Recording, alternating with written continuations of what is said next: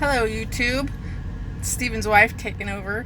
Tonight we're going to ask him a few questions. I know it's been a while. He's been missing, and he's back, and he's here to answer some questions. Hello. My first question for you tonight is, where have you been? Good question. I don't even know where I've been.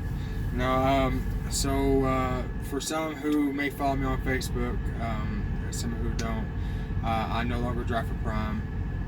I left Prime about, it's been 5-6 weeks, give or take a day or two. So we've been busy trying to get situated with a new company. I am with the owner-op company since I am an owner-operator. So I've been just trying to get situated there and trying to get everything figured out how I wanted to figure out with this new company and getting the money right and my freight lanes figured out and dealing with my agents and brokers. And so it's been really busy trying to get that figured out, and that's where we've been, just trying to get started over again. Okay. Now, the most important question everybody wants to know, why in the hell did you choose to wrap your truck in Seahawks graphics? Was this something personal? Are you that big of a fan? I can tell you are not from Seattle. What is the deal with the truck? Well, I am a big time fan. That's the reason why I have a Seahawk completely sleeve tattoo. I'm a big Seahawks fan. The main reason, not to sound too corny, but something I've always stood by is, before I moved to Seattle, I had nothing. I was a nobody. I mean, I really wasn't a nobody. I grew up on a farm, lived basically barely lived with anything. I didn't really have nothing to my name. I owned nothing. When I moved to Seattle, I moved with one double bag with 2 pairs of breeches, a pair of boxers, and a t-shirt. That's all I had. And in the process of living in Seattle, I only had a GED education. I never went anything above that. But because I lived in Washington, I had the option, so I was able to go to college. I was the first person in my family to graduate college. I got a degree in criminal justice with a 4.0 GPA. I got really good jobs there that I never thought I'd ever get. I was finally making money. And then I met my wife, and I got married, and I'm happier I've ever been. And then I went into the driving career and started driving a truck, and because of my wife, I am where I'm at today. And so when I think of Seattle, I think of the things that Seattle gave me: my wife, my family, my career, and also in Washington. Every Friday we have what they call Blue Friday, and everybody has their full Seahawk gear on, just like if there's a game going on, and they just really rep the Seahawks really hardcore. And where I'm from in North Carolina, when there was a home game, the whole town basically shut down. Everybody would go to the home game at the high school to watch football. So that really reminded me of home and just what the Seahawks stood for. And so that made me even a bigger fan. And then so when you think of Seattle, for most people, they can't think of the Mariners, but they don't do much. But everybody thinks of the Seattle Seahawks. So I wanted to do something. I already had the tattoo. I got that a while ago, way before I got the truck. But I wanted something I could represent Seattle with pride and around the country and be an OTR. So I thought the best way to do that is just to put a Seattle Seahawks on the side of my truck. And it's been nothing but a blessing. I mean, we've got so much support. We've been asked to do events for Special Olympics. Just the eyes of children that go by who are Seahawk fans. I've met children in California that were completely brought to tears when they saw my truck. Not to sound big-headed, but completely brought to tears because she was going to Seattle to go to Seattle Children because she had cancer. And she got to meet Russell Wilson, and she was always a big fan, and so she got to see the truck. We let her take pictures, and so that's that just makes it even more special to me. But that was the main reason I got the Seahawk truck, was basically just to represent Washington State in general, and for what Washington State gave to me. So that's why I did it, because I felt that's the best way to represent Washington and my pride for Washington, for what they've given me in my life. And now, because of driving what my wife has in her life, and it's just that's the way I want to do it, represent them, because Washington, that's what they're passionate about, is the Seattle Seahawks. So it was just like, I want to represent them to the fullest. And what better way to do that? I'm a football fan anyways. What better way to do that than to put the Seattle Seahawks on my truck and just represent the Washington State, and just with pride and bring happiness to other fans who may not live in Washington, who are big fans anyway. And so that's basically why I did it. Okay, well, our next question we have for you. Why did you leave Prime? Were you not happy? Were you not making any money? Were you going too slow? It was a mixture of everything. I mean, I was happy. I'm not going to sit here and sugarcoat things. I'm not going to lie to the viewers I do have and people who may watch this video. Prime's a great company. I'm not going to sit here and lie that they're not a good company.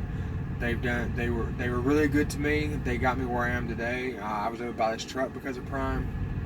However, something that I've always said, and I thought that I could, I probably, I probably could have made it a long-term career with Prime. Granted, I was with them for 4 years. Prime is a great starting company. However, in my opinion, just what I experienced, you can make it work, but you gotta do certain things or make certain sacrifices, which I didn't like doing. I love training. If any of my trainees watch this video, I love training every one of y'all. I had a great time.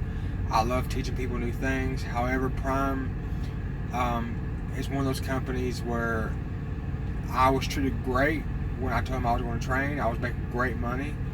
But when I told them that, my reason for not training was not because I didn't like it or because I was just trying to be hard-headed or being stubborn, it was because I was buying this truck and I didn't want to put team miles on this truck. I mean, I have a warranty that only lasts for 600,000 miles, and you can knock out 600,000 miles running team in no time. And I didn't want to do that. I didn't want to, by the time this truck's paid off, it'd be wore out and then it's useless. So I told them I'm not training anymore. Nothing against them. I still feel they have a great training program. Just that was as a business decision, it was my decision. And a lot of people didn't like it. My dispatcher didn't like it.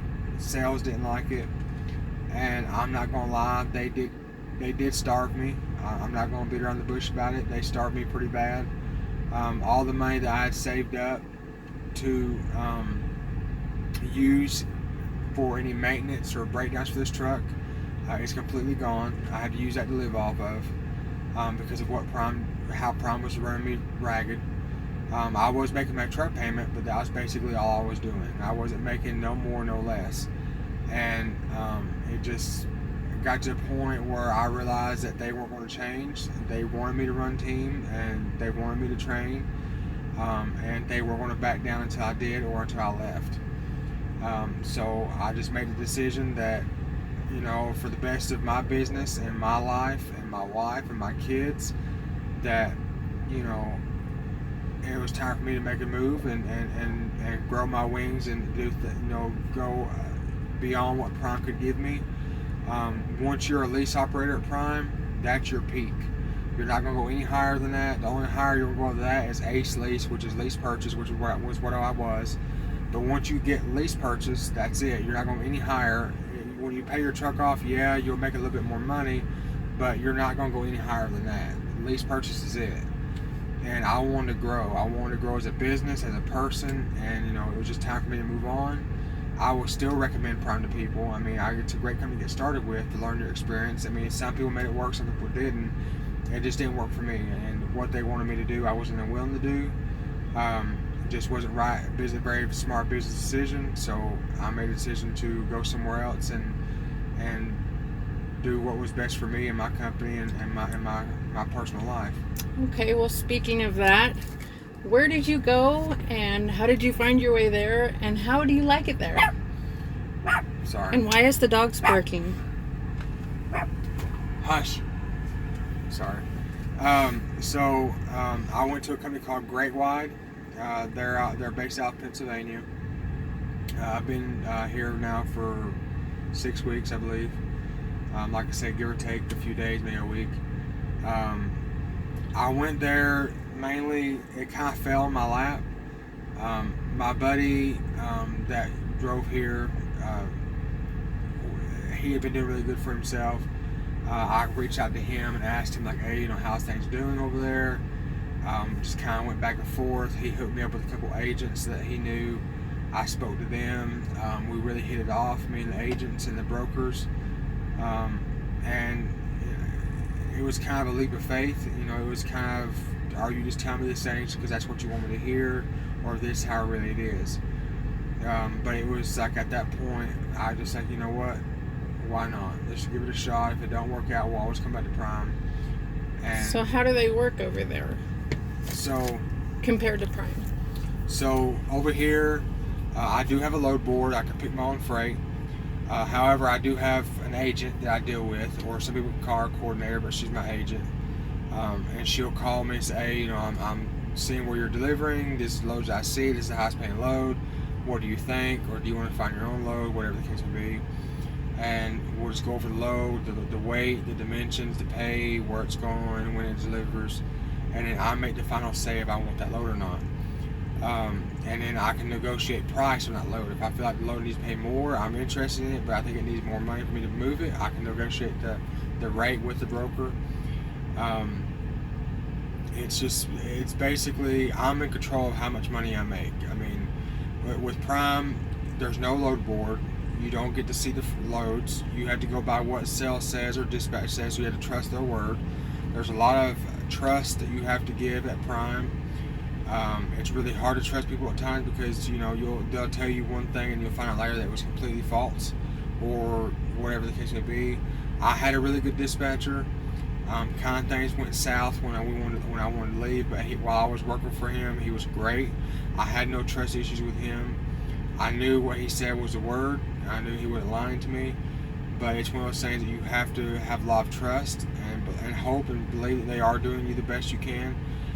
Over here, I know they are because I can. If they're trying to BS me, I can see it.